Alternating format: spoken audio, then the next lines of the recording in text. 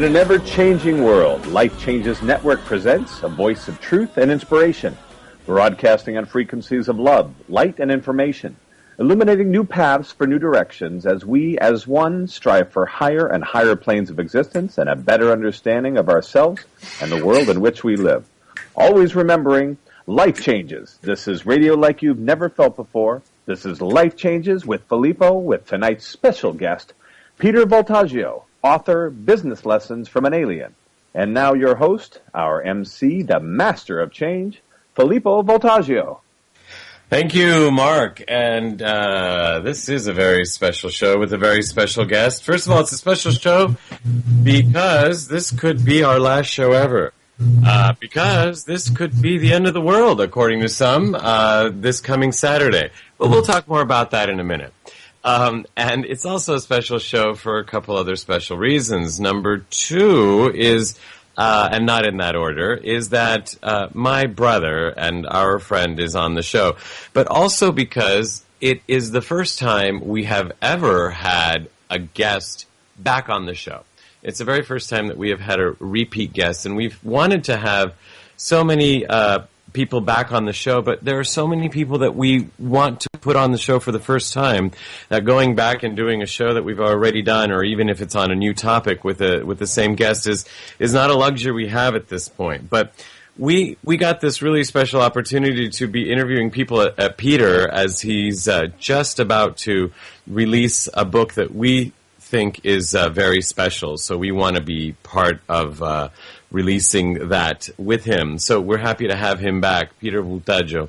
And then another reason it's a special show, it's because this is our 111th show since we started April 6, 2009, doing one show a week, nonstop without missing a week. It's very exciting, and I congratulate both Dorothy Lee Donahue and Mark Lejour, and thank you both for all that you have both done and what we've all done together to be coming to our 111th show together. It's very exciting for us. And for those of you who believe in numerology, it's also a very powerful number. So 111, and there it is. So with that, let's talk about numerology and numbers. May 21st, 2011, according to some, is the end of the world. That would be this Saturday. Now, let me tell you what I have planned for this Saturday. At 11 o'clock, I'm going to my improv class in Hollywood. And I'll be there for a couple hours. And then, so I won't go through the whole day, but as you can tell, I have plans to live a normal day this coming Saturday. That's basically because I don't believe that this Saturday will be the end of the world. I also realize that if this Saturday is the end of the world, then it really doesn't matter what I do on Saturday. It doesn't matter for a couple reasons. Number one, because it's going to be at the end of it's going to be the end of the world. So on the other side, I'm probably not going to say, "Oh, I wish I did this," because I'm hoping and trusting that on the other side things are so much different, so much better, so that I won't even think about this side. The other reason it doesn't really matter is because I'm thinking, what do I need to do to prepare? You know, when I believed that my life was full of sin and that everything I was doing was sinful, if I thought the end of the world was coming, I would probably be down on my knees right now praying, hoping that I will be one of the chosen ones when the end of the world comes. But I'm not feeling like I'm living a life of sin. I'm not feeling like what I do is sinful. And so I actually feel good about almost everything I do. Sure, I could eat a little less of this and maybe a little more of that. I can do a little less of that. I can do a little more of that. And I'm getting there. But in the meantime, I'm in a really good place about it all. So I don't know what else I would do different. I take that back. There is one thing. If I really, really, truly thought that May 1st or May 21st was the end of the world coming up this Saturday, if I really, really, truly thought that, I would still do the show today, and then I would go spend the rest of the week with my family. Just loving them and hugging them and talking about great times and having a great time together and eating all kinds of great food and all of that stuff. So that's what I would do differently if I really thought that was the end of the world.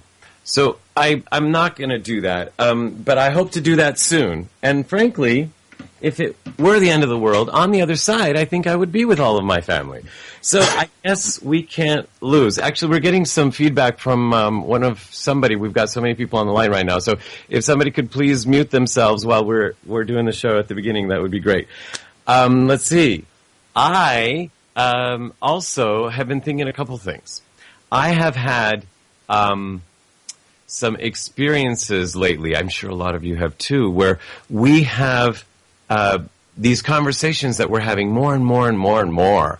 Like, oh, I was just thinking of you, and you called. Or, oh, I just saw that, or I just read about that. Or, well, what happened was I met so-and-so, and then so-and-so introduced me to so-and-so, and then so, you know, it's interesting, but the American Indians believe that we normally should be living a life of synchronicity. And I've often wondered what that would be like if our life was truly synchronistic. And then I was thinking how last night I had a business meeting with some really great people, and we did that almost the whole night. Well, this is how I fell into this. I met this person, and then this person led to this person. I just had a feeling. And then the next person would start and say, well, the way I met this person was I had this feeling, I saw this, I had this dream, I knew this person, and that and we did that all night, almost not being able to get to the meat of what we were there to talk about, because we were all so taken by the fact that synchronicity had brought us all together, which was actually quite exciting and quite marvelous and miraculous, or synchronistic, I suppose. But I was thinking, wow, we're still kind of young in this place. It's almost like, you know, when you have a child in the family and someone shares, oh, little Johnny took 2 steps today, and that's exciting. And then you want to hear about the 3rd step and the 4th step. And he walked across the floor today all by himself. And he walked all the way to the other room today. And then he walked the block today. I just held his hand. And, you know, that's exciting. And I'm glad that we're sharing that, because we get excited to see this child get one step in front of the other, and we know that someday this child will be walking soon, and someday even running.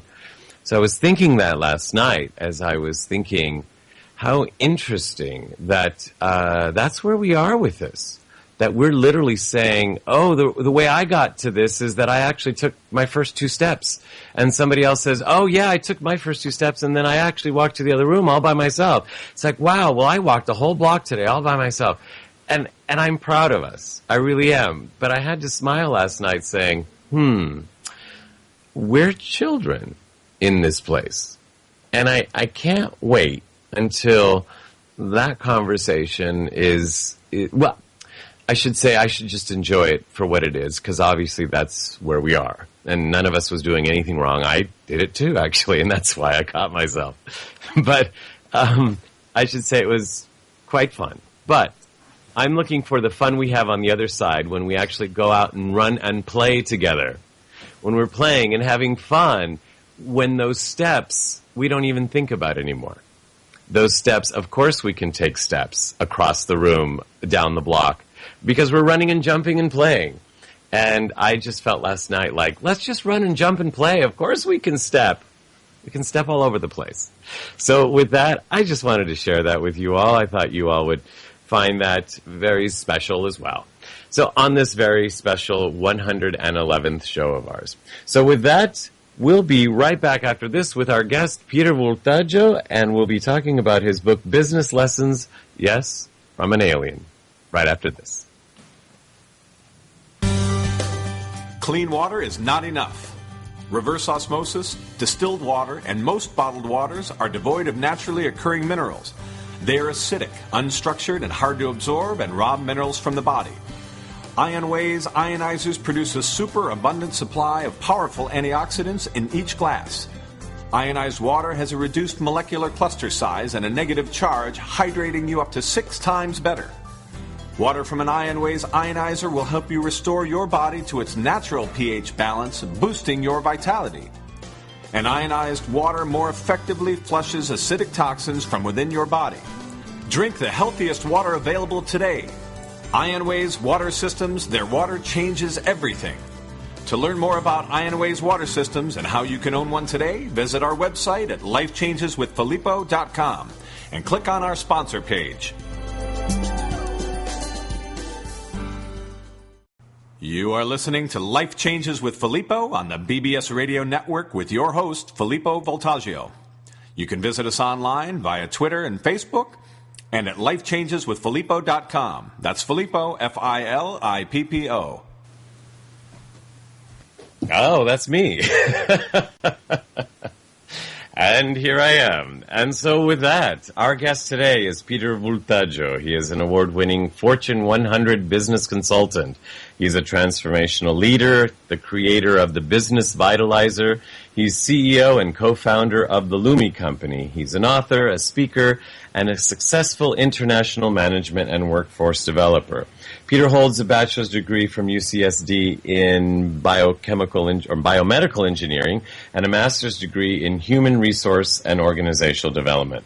Now, Peter has worked with such noted companies as Microsoft, Verizon, PepsiCo, Chevron, Exxon. That's so funny. I'm looking at these companies and thinking, I'll just name the big ones, but they're all big, and there are a whole list of them. General Electric, Safeway, Johnson & Johnson. It just keeps going. So with that, let me just go on and say his latest book is Business Lessons from an Alien, and here to talk to us about that book is Peter Vultaggio. Thanks for being on with us, Peter. Thank you very much, Filippo. I'm honored to be asked back. Oh, yes, that's right, because you're back again. And last time we talked about the Business Vitalizer, which was actually a very interesting conversation. We had a lot of people asking about that. But I have a feeling a lot of people are going to be asking about Blion. But we'll talk about Blion in just a moment. We're talking about a book called Business Lessons from an Alien. Okay, so from a what? Well, the intent here is to create the space in people's minds that takes them outside of their day-to-day understanding of what business is or what corporations are. This is my attempt. Now, it's a business fable, mind you, to get people outside of their paradigms in order to expand it and therefore create the space for new ideas to come in. So new ideas, new truths, new beliefs, create new understandings, new perspectives. You'll see the world differently, and the only way I was able to do that was to take people literally outside of their own universe, and that's what this story does.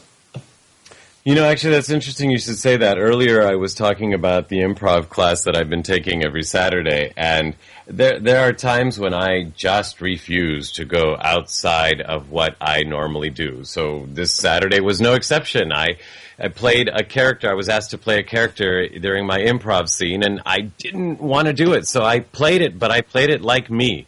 And the instructor says, you know, you had an opportunity to go outside of yourself and see what that's like and experience that. So the next time I was asked to play a character, I did. I went completely outside of myself. And I have to say, when I came back, I looked at the whole scene differently. And that's what you're saying the book does. I think that's great that you are taking an improv class just before the end of the world. So, and I think it's great that you're releasing a book about the other side almost here, just before the end of the world. It's not really the other side. Where does this book take place?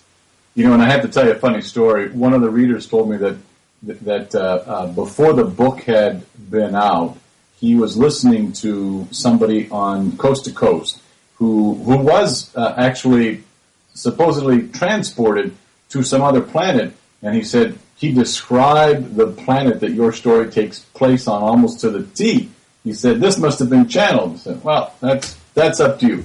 I'm taking the reader on a spaceship journey with 4 other characters. Now, these are experienced, wealthy entrepreneurs and a scientist. Deborah is the astrophysicist that's also part of this trip.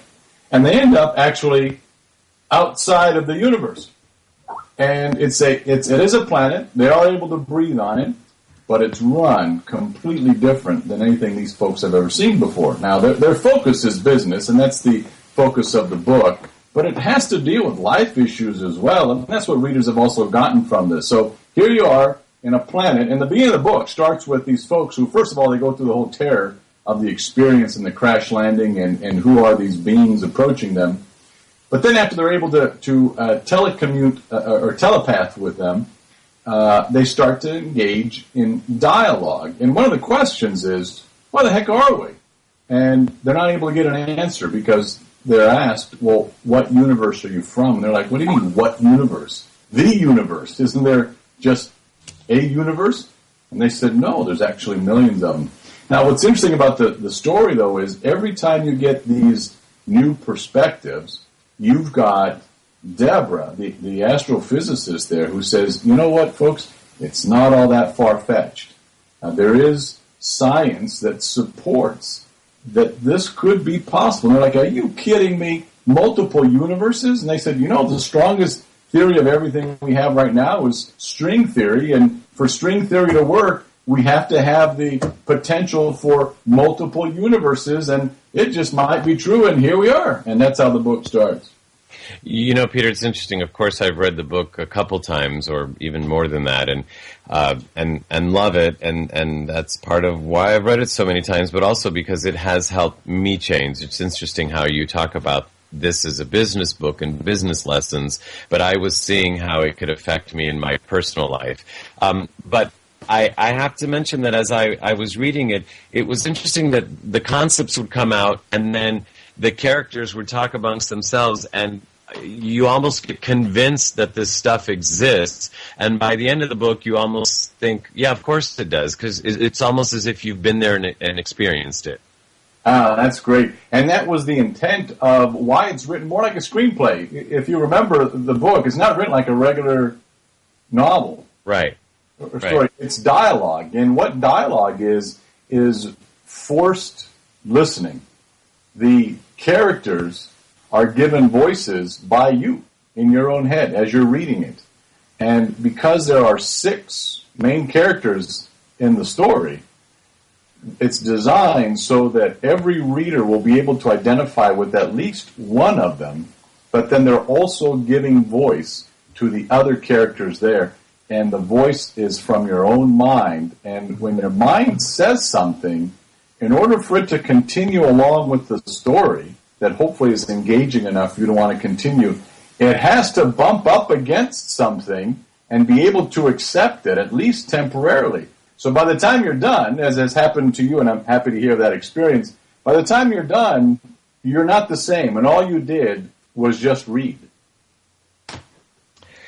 Yeah, you know, actually, all we did was read it, but I was actually in the book. I could identify with 1 or 2 characters. Actually, sometimes I could identify with one, and I thought, oh, I'm just like this one. But then when the other one would say something, I'm like, oh, I'm actually, I agree with her on this. There were 2 that people I come up against that I have to explain things to the way I do, or they try and explain things to me the way they do. So it was interesting. I was in there. I was there. And so I have a feeling everybody would be able to find themselves in the book somewhere. Can I share a funny story with you? Please. In the editing stages of the book, as I'm looking at this before it's getting sent off, I need to have multiple copies printed as the book is evolving. And so I send it to where we do our business publications as well. It's when we print workbooks and materials that we have, we send it to one of the large office supply retail stores that do printing. And we sent this file of the book to have it printed, and Macy, my wife, goes to pick up the copy, the printed pages, and it's not ready. And the young man is very apologetic, Macy sees it opened on the screen, on the computer screen, and he says, I can actually get fired for this. He says, I'm an avid science fiction reader. I opened it up. I started reading it. I'm 24 pages into it, and I forgot to print this out. And he said, we're not supposed to be reading the files that get sent. So, obviously, I'm glad you enjoyed it.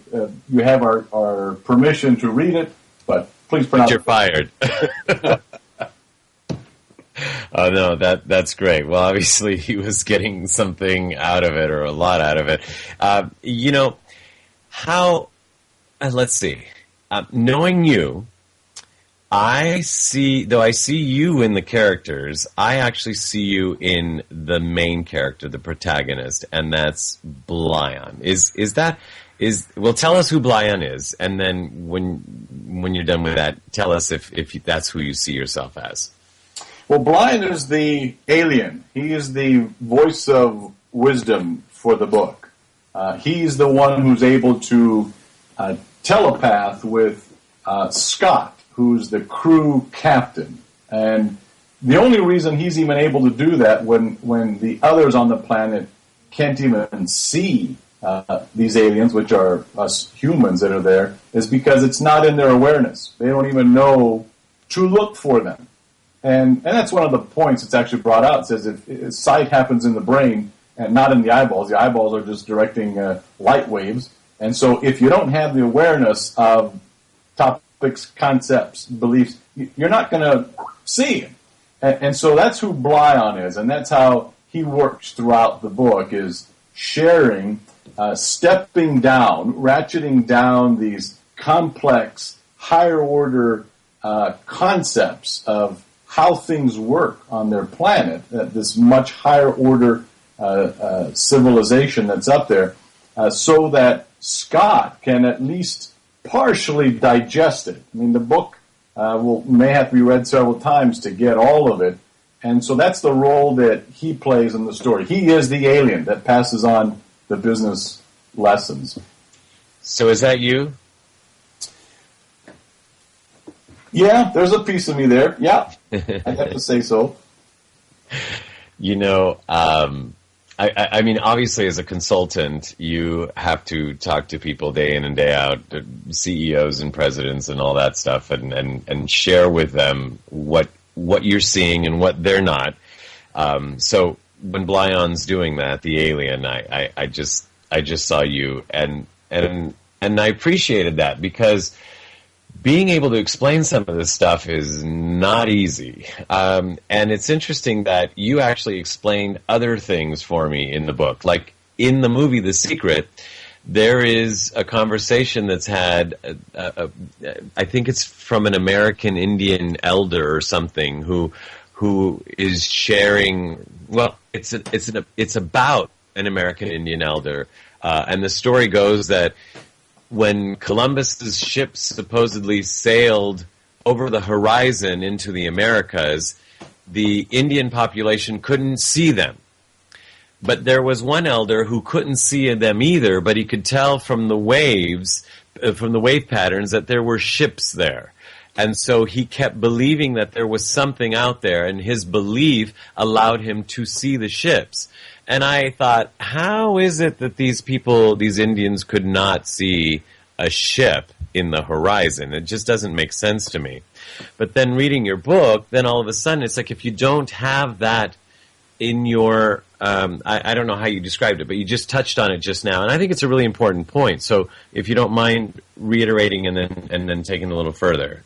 Absolutely. In fact, it mentions through Deborah, who says, people, we have to remember that we have done experiments like this back on Earth, and the rest of them are sitting there dumbfounded like, we don't know anything about this. Well, sure. She's saying sight happens inside your brain. Most people don't realize that when you see a dog, for example, there isn't a picture of a dog in your brain.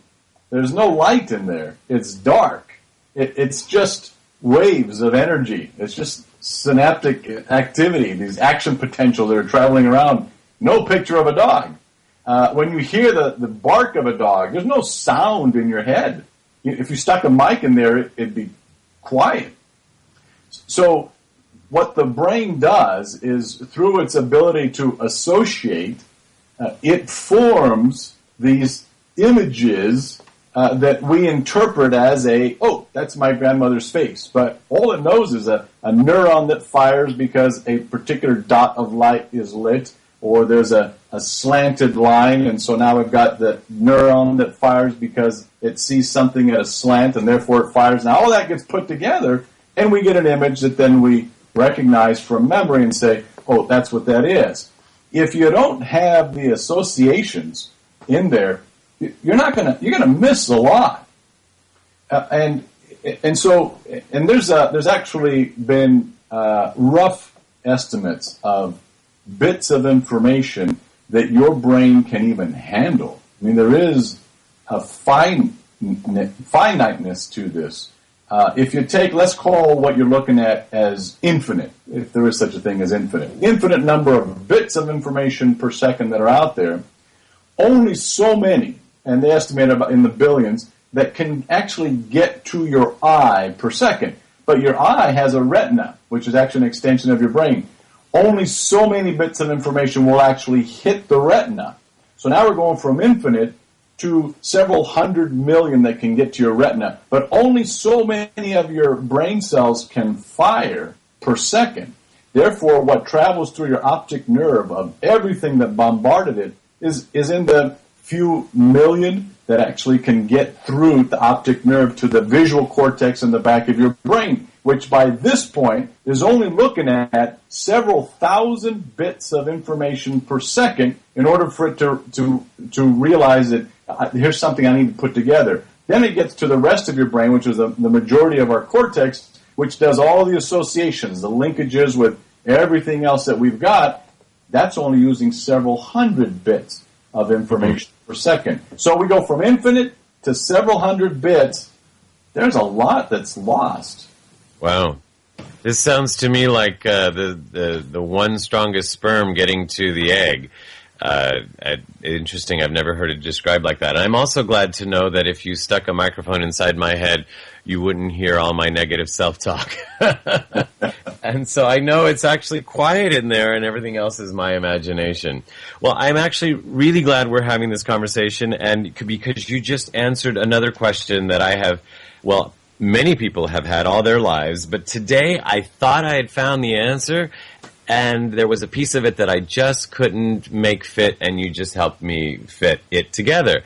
The old age-old question of what came first, the chicken or the egg. And today I came up with the answer, and the answer is thought. Because anything that we see in this world, we have thought it into being. But then I thought, well, if somebody showed me an egg before showing me a chicken, I would see it first. But technically, with what you're saying, if I didn't have the thought capability to see it, then it wouldn't even exist. So it's still thought. Yeah. So I've just answered the age-old question with you, thanks to you and thanks to Blion and thanks to the business lessons from an alien. Now, we're talking to Peter Vultaggio, who wrote Business Lessons from an Alien, and in the book there are 5 codes that need to be activated in all of us, and especially in our businesses, or not especially, but in our businesses, which is what the book deals with, in order for us to live the way we want to live, or have our businesses develop the way we want to have them develop. So when we come back, we're going to be talking to Peter about these very codes. If you want to learn more about him in the meantime, you can go to businesslessonsfromanalien.com, just as it sounds, all spelled out. Or, of course, you could always go to lifechangeswithfilippo.com, where you learn about him and be able to hear this show also in the archives as soon as we're done here. But in the meantime, we'll be right back after this with Peter Vultaggio.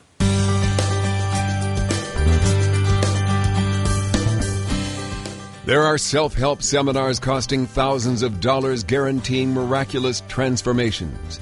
There are compelling speakers and life-changing weekend experiences where you can walk on fire. They all deliver revelations that guarantee you'll come back for the more expensive revelations filled with even greater wonder next month on Fiji. We get addicted to positive, heartfelt, expensive theater. What we really need is a jumpstart, an awakening, someone who can give us a reminder that everything we need lies within. Through inspiration and practical knowledge, Dorothy Donahue helps people get grounded and motivated, inspired and energized. It's not just words and affirmations and the power of intention. It's a mindset brought about by a tangible, transcendental experience, an audio-visual, physical, spiritual experience that helps us realize we transform ourselves. We get tools to become the conscious co-creators of lives of unlimited potential. Find out more. Go to DorothyDonahue.com.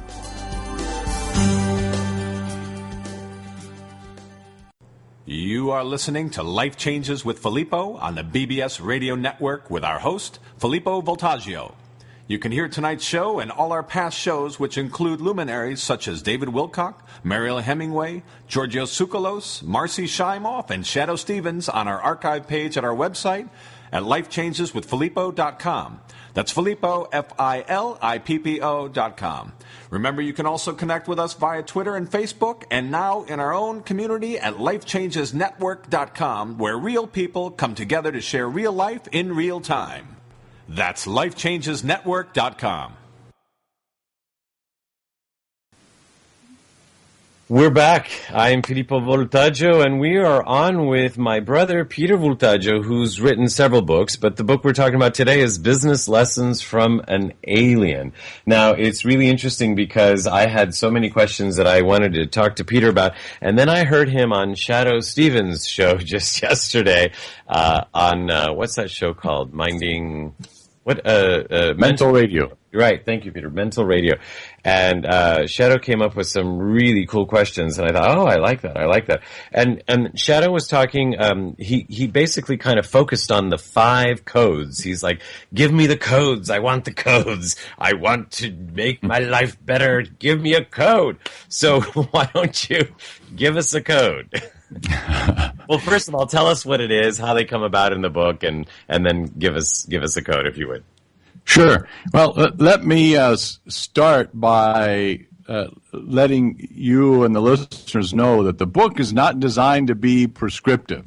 One of the big issues is that there's a lot of how-to books, but if your mind is not expanded enough to be able to allow these in, they don't work. And that's why we go through diet after diet, or prescriptions after prescriptions, or techniques after techniques, an endless search, when what's really needed is the expansion of the mind itself, because the mind is, in those cases, is working against you, and unless you know how to get in there and push its boundaries from the inside out, it's very difficult to do.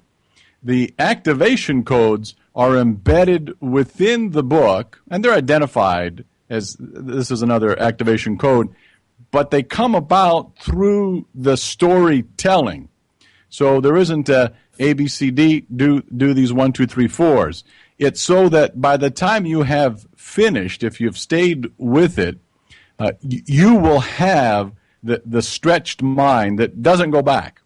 Now, with it being stretched, now you have places for which to go put new concepts, new understandings, new learnings, and hopefully you're going to say, these codes that I picked up in there, let me do more with these, and then you'll make them a part of your life. But without the space, it's like having Christmas ornaments without a Christmas tree to hang them on. I mean, what do you do with it? So right. That's these activation codes. One of them is purpose, and we did talk a little bit about the show yesterday. There's a good part of the book that deals with purpose, so there's quite a bit to explain. But in just a minute here, you can't really have a true organization unless it's alive. And people are like, well, what does that mean? And even the characters in the story are like, I don't understand what you're talking about, an alive organization. And so Blyon helps them understand that all organizations really are, and it doesn't matter what they are, from corporations and nonprofits to charity groups, all they are is a higher order organism made up of individual units. Now, a human body has individual units that are alive. A cell. Each cell has the DNA to actually create an entire new body from it. But it doesn't. It lives with, and it has arrangements that it's made for with the organ that it's a part of, the tissue it's a part of, the organ it's a part of, the organ system it's a part of, so that all of them working together have this body. organizations, the living units, the cells of organizations, are the human bodies, are these carbon-based life forms. So if we start to approach it from that model versus the mechanical, reductionistic, Newtonian model of it's just bricks and mortar, that's a dead organization. That says your organization is the building, is the logo, is the accounting. The energy relationship model that Blyon teaches you through the book and that and works you from the inside out as you're trying to grapple with these concepts is that's the vitality that drives organizations, and the way you capture it is by having a sense of purpose. And so it goes into this primary purpose and secondary purpose, and then we get to the part that says, well, wait a minute, we can't really have an organizational purpose unless we're clear on what our individual purpose is.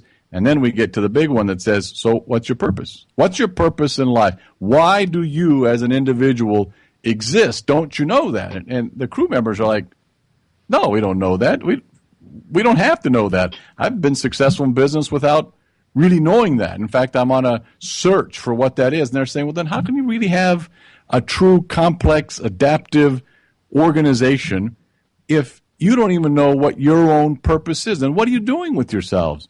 And we obviously we go deeper from there. So that's one of the activation codes that says you've got to have your own purpose before you can then either create an organization or resonate with the purpose of an organization and become a viable part of the influence, the field that gets created by all of these folks that are clear on their own purpose, that are part of a purpose that's even bigger than their own individual purpose, and it's just unlimited. And that's how they operate on this planet they're on.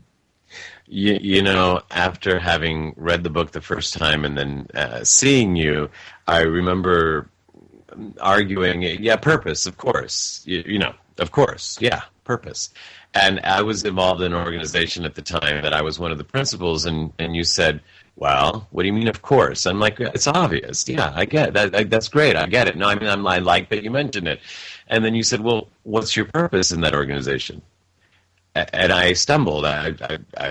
It was so obvious that I never thought of it. It's like, yeah, of course we have purpose. I have purpose, but what is my true purpose? Well, then when I finally, eventually, stumbled out with something, you said, okay, well, that's great, but what is the other principal's purpose and the other principal's purpose, and do you all agree on each other's purpose? And I thought, oh man, you could read this stuff and say, yeah, I know that, and afterwards find out you don't know jack. Yeah. Well, you got off easy. This comes from 25 years of working in Fortune 500s in a variety of consulting roles. This was an incident where I was doing a seminar, and I had a director level, a medical services director, very well degreed and skilled, great pedigree, who says, I would love to talk with you at lunch. She says, I really need to have a conversation with you about what you're talking about. And I was talking about the importance of when you're putting together your career plans and your development plans and how it needs to tap into what your own goals and aspirations and so on. And she says, I really need to have a conversation. Well, my days are really booked. And so I said, I would love to. It's just my schedule won't allow it. She comes up at break and she says, I really need to have a conversation with you. She says, you don't understand. I was in the hospital last night. My husband had taken me to the hospital. I don't know what's happening in my insides. She says, but I thought I was going to die. And she said, I just realized it here in the seminar with you. I said, okay, let's talk. And what her story was is she said, I had come to the realization sitting here in this workshop that I am off course. She said, I'm being paid well. It's a great organization. I've got a great job, but I'm dying inside. And she said, my husband finally said, you're going to have to figure out what's wrong with you because the doctors can't figure it out. And she says, it's my insides. I'm not in alignment. Well, if you're not used to these types of concepts, you don't even know what that means, what's in alignment. Yet all of us have a set of talents, a set of skills. There's that inside that keeps trying to come out that says, you need to express me in the work that you do, whatever that work is. And so Blyon says, you have to find what that is and give it an outlet. Doesn't mean you have to run off and change jobs or change careers, but you've got to give it an outlet, and that's what her issue was. And in fact, all of the medical issues took care of themselves. The body will either say, you're either going to get this or I'm taking you out. You're going to be a stress case or a medical case. You're going to bust a gut. You're going to something until you figure it out. And Blyon says, I'm surprised that you even hire people without knowing. The first code was purpose. Another activation code is the principles, without knowing what their own principles are. It's a higher order of values, because then how do you know if it's a match with those of the organization? Not everybody's a good match with every organization. Not everybody's a good match with every job. And here's what we tend to look at, and this is what happened to her. What are you skilled at? What are you good at? What are you certified in? What are you experienced in? What are you degreed in? All right, now here's our job description. You're a match. No.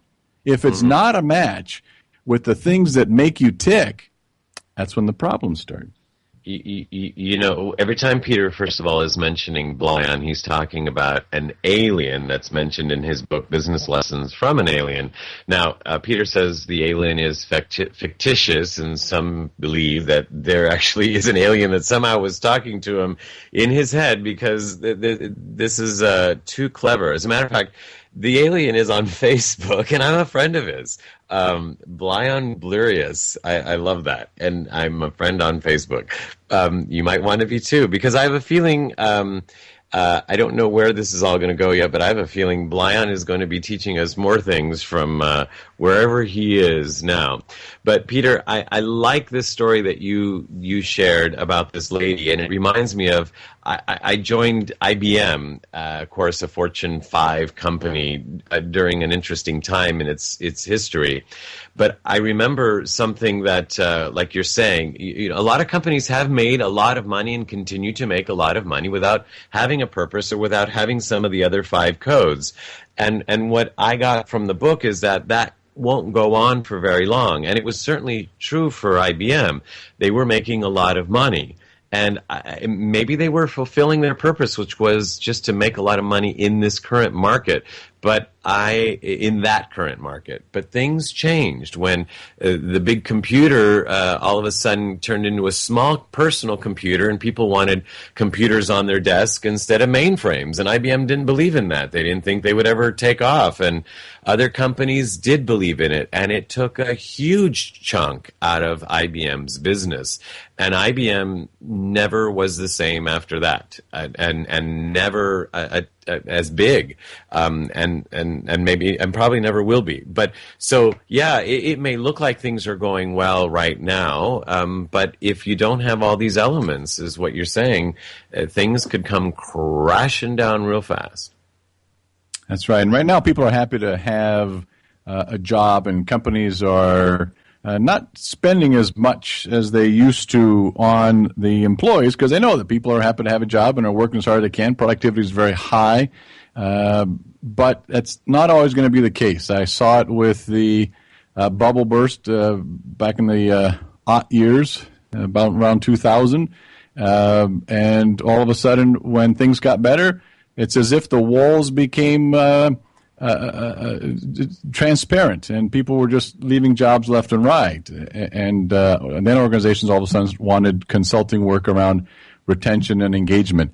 So this is the time to actually start doing this work. Rather than being in survival mode, obviously you need to do what you need to do, but to begin the process of activating these in your life, and for those folks that are in organizations, run organizations, to start to actually turn on the organization and make it literally come alive. And those will be the organizations of the 21st century. The old 100-year-old models of how we run businesses, it's not going to make it. And that's interesting because I didn't mention at the beginning, but you are a futurist, and I know that you belong to organizations and study what the future holds for us, and not just study, but you obviously have a vision for it, and this book is probably a really fine example that you're able to look outside of the way we currently look at things. So what do you see for organizations in the future? One of the great things about what's happening is that the new generation that is coming into the workforce is part of helping make the change. A lot of times they're looked at as a problem. That's a top question from heads of HR is, so Peter, what do we do with these kids? They don't want to play by our rules. They don't want to use or do our hours or dress the way or attend meetings and on and on and on. And by the way, these are the folks that and I tell them this. I say, okay, so you raised them, right? You sent them to soccer and ballet and you shuttled them around and all these different activities, and now you're telling me you can't manage them now that they're at work. You're not going to change them. So how you do the work is what's going to change. Now, the beauty is when we're able to tap into what these folks, with the way their brains are wired, and they literally are wired differently. Basically, every generation has a different set of wirings, and this is the first time we've had 5 generations at work at the same time. And you can have a manager that manages employees from each of those different generations, each with their own needs, each with their own sets of values. What do you do with that? Never thought of it. Yeah, if an organization isn't flexible enough to be able to work with the individuals, it's not going to survive the pace of change. It's not going to meet the needs for innovation and creativity that are required. It's not going to be able to work in a global economy. It's not going to make it. And so, Felipe, to give you an idea, we used to in the last century 70 to 80% of the work was labor, whereas now 70 to 80% of it is knowledge. So it's knowledge workers. We can't manage knowledge workers the way we managed laborers, and yet still a lot of our management principles are based off of when we were mainly manufacturing. Wow. And so today, since we understand that knowledge workers are using their brain, we have to have more of an understanding of how brains work and how I can tap into that intellectual capital and the unlimited resource, probably the only one we have, which is creativity, of the individual brain. Because that's what we manage. We don't manage their feet or their knees. We're managing their brains. How much we know about their brains? Not much. How much you know about your own brain? Not much. Wow, Peter, you know what? We just touched upon a subject that could be a whole subject for another show. Our third show together. I could just hear it.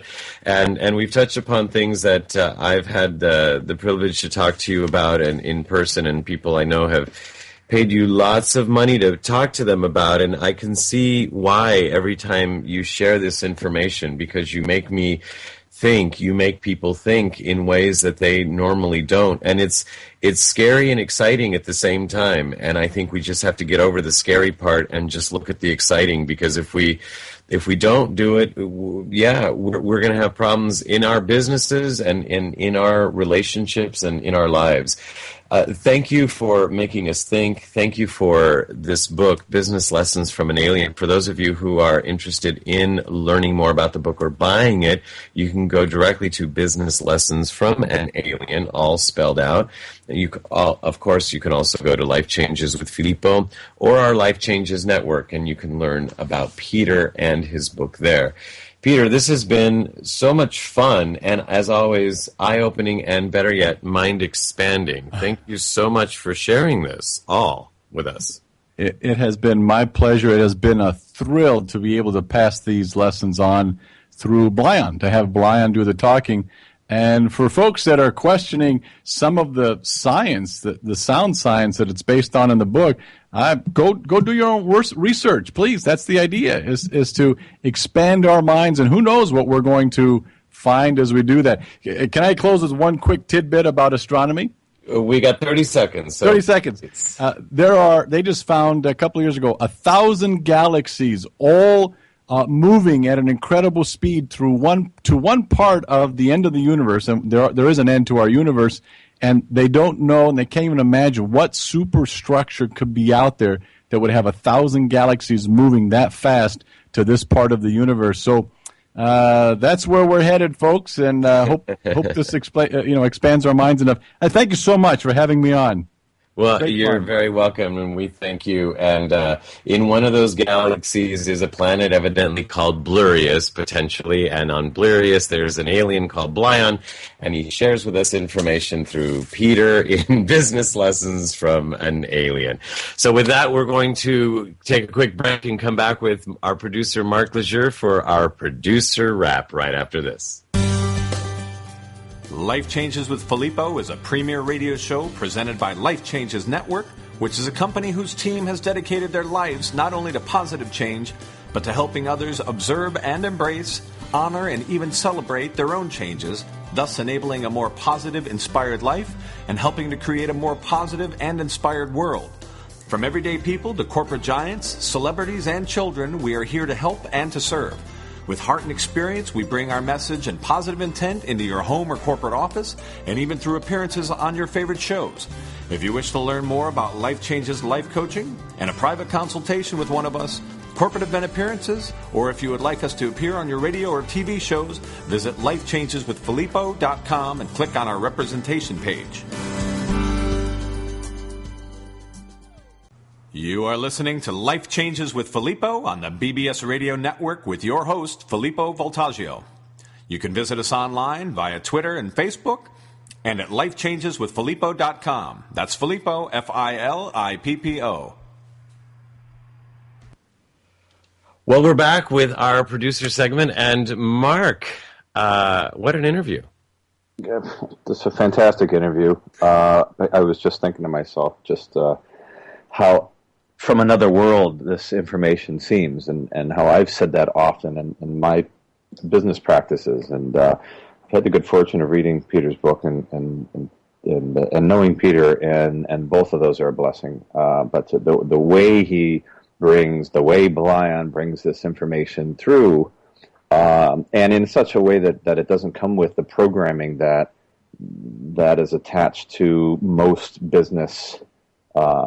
Most business information, the way it's been brought forward in the past, this really helps to change the paradigm, to wake us up a little bit, I think.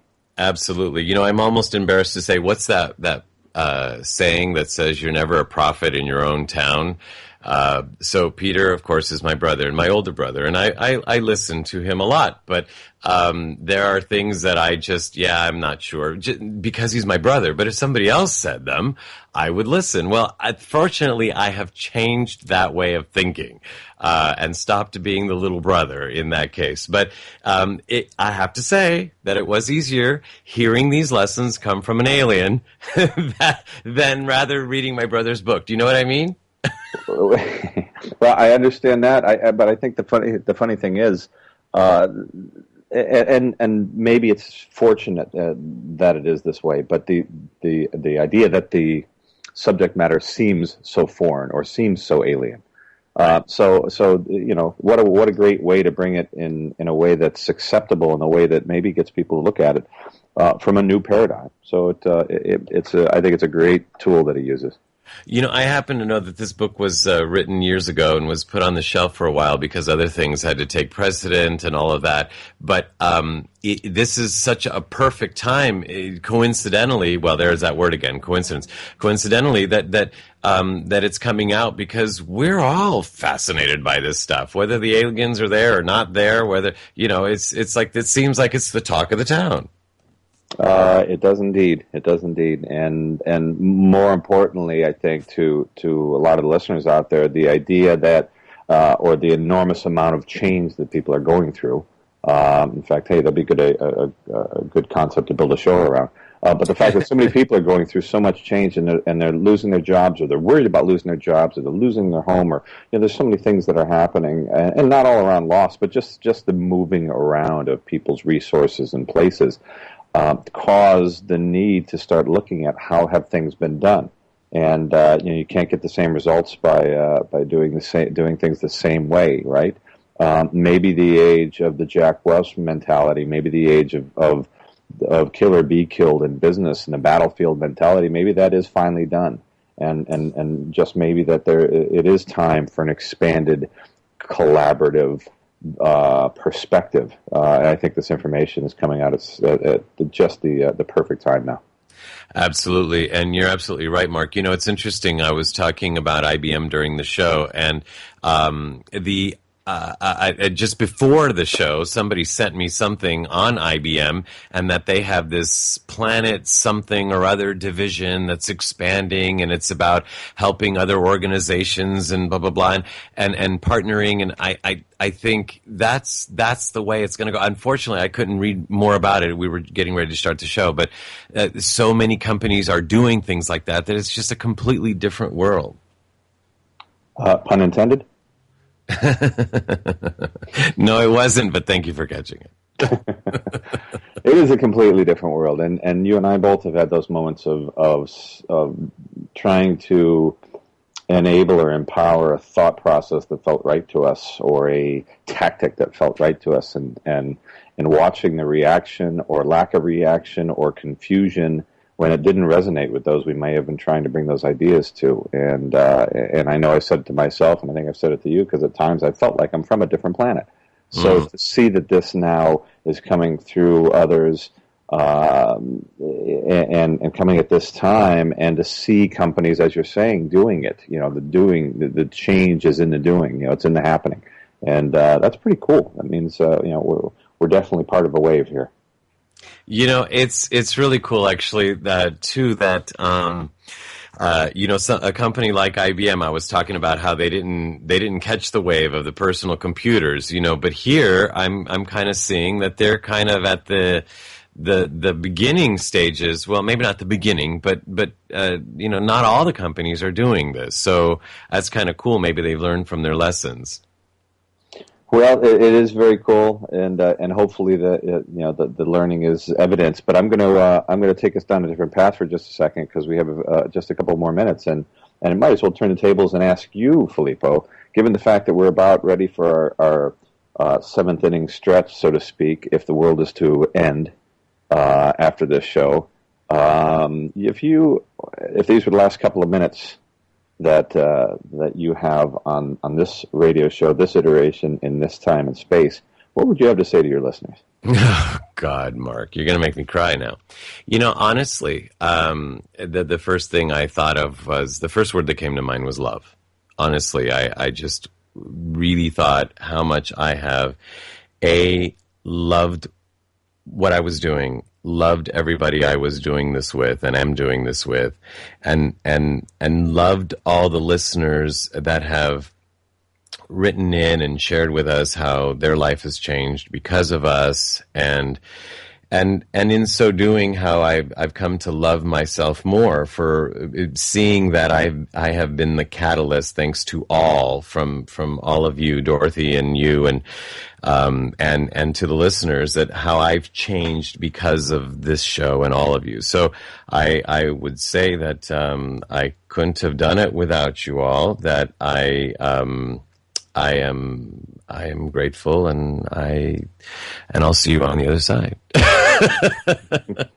Well, that will be the ultimate change whenever that change happens, of course. And just as I've enjoyed experiencing these changes with you and Dorothy and all the rest. I'll look forward to that one as well. I'm sure we will have a unique perspective, and who knows, maybe our next broadcast will be coming from Blurious. You have been listening to Life Changes with Filippo, with the Master of Change, Filippo Voltagio. Listen live every Monday night at 7 p.m. Pacific Standard Time on the BBS Radio Network, and visit us online at lifechangeswithfilippo.com. That's Filippo, Filippo. Today's show has been made possible in part by our sponsors, Ionways Water Systems, Change Your Water, Change Your Life, and Love and Miracles with Dorothy Lee Donahue. To learn more about them, visit the sponsor page of our website. Once again, join us here next week as we consciously explore and embrace the only constant, life changes.